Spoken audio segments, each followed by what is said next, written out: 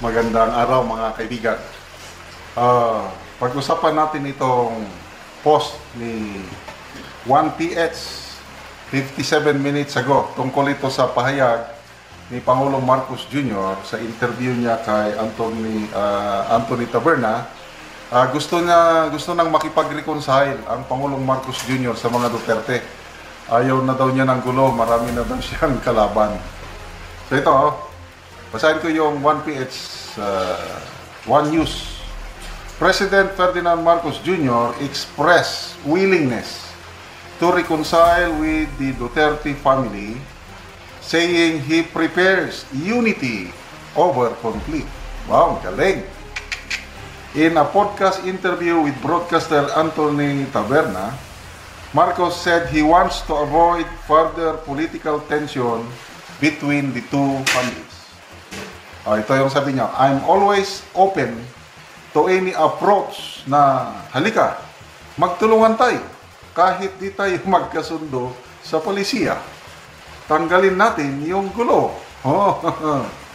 Marcos emphasized that his goal is to maintain stability and a peaceful working environment to fulfill their responsibilities. Ito yung summarize statement niya. Sabi niya, ayoko ng gulo. Gusto ko magkasundo ang lahat ng tao. Mas maganda, marami na akong kaaway. Hindi ko kailangan ng kaaway, kailangan ko ng kaibigan. Ayos ba? Marami na akong kaaway. Ang pinaka matindi niyang kaaway, sino? Duterte? Amy Marcos? Magbasa muna tayo sa mga comments, ha? Grabing mga comments. Listen me, Zeus. Losaw na talaga. Utok ni mo, BBM. Ondangi, lagi na. Nenen Estenzo. The boat is sinking na kasi. Ano ba? Cielo Gloria. He's nowhere to go and also his words cannot be trusted. Jean K. Trinaydor ka kasi pati asawa mo at saka si Romualdez. Kapatid mo nga umaayaw na sa pinagagawa mo. Okay. Ang isang I don't know, may tuturing na ba natin kaaway? Maybe kaaway sa politika. Personally, baka hindi. Kasi tingin ko kay Senator Amy, gusto niyang isave ang Marcos family. Gusto niyang isave yung legacy ng Marcos Sr. Ako, personally, mataas pa rin ang respeto ko sa Marcos Sr. Kaya, I still consider myself Marcos loyalist. Mabuti, hindi naman perfecto yung Marcos Sr. May mga pagkukulang din siya nung kapanahonan niya. Kaya lang, na-experience ko yung kagandahan ng buhay panahon ng Marcos Sr. Ito ngayon, Marcos Sr. malayo, parang kabaliktaran. Okay? So, kung may tuturing mong kaaway sa politika, ito na si Senator Amy. Yung pahayag ni Senator Amy na ang gobyerno ngayon ay hindi Marcos. Ang gobyerno ngayon ay Romualdez and Araneta. Napakalaking sampal yun.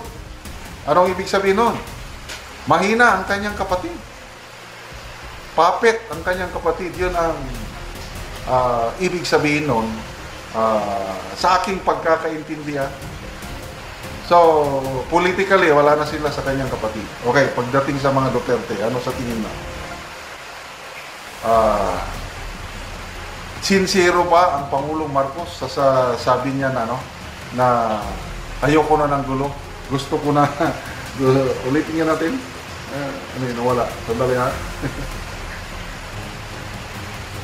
Ang gandang pakinggan eh. Kailan, is he true to this? Ayoko ng gulo.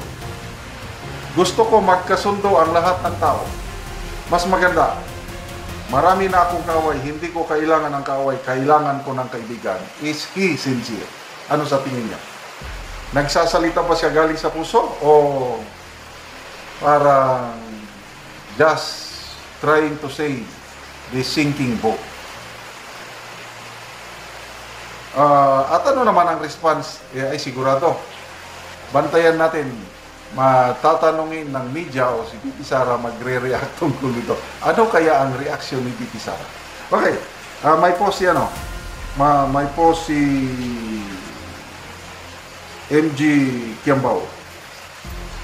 Where is na? Wala. Yung maganda yung kani MG Kiambao eh. Wala. Okay, so yung sabi ni MG Kiambao, nang basa ko yung post niya, ibalik mo muna si PRRD. Kung maibabalik niya si PRRD, baka pwede pa. Kailan, wala na, posible. Maibabalik lang si PRRD sa legal means, yung mananalo sila sa kaso sa tulong ng kanyang abogado. Kailan kung aasa tayo na babalik si PRRD dahil tutulungan siya ni PBBM, malabo yun.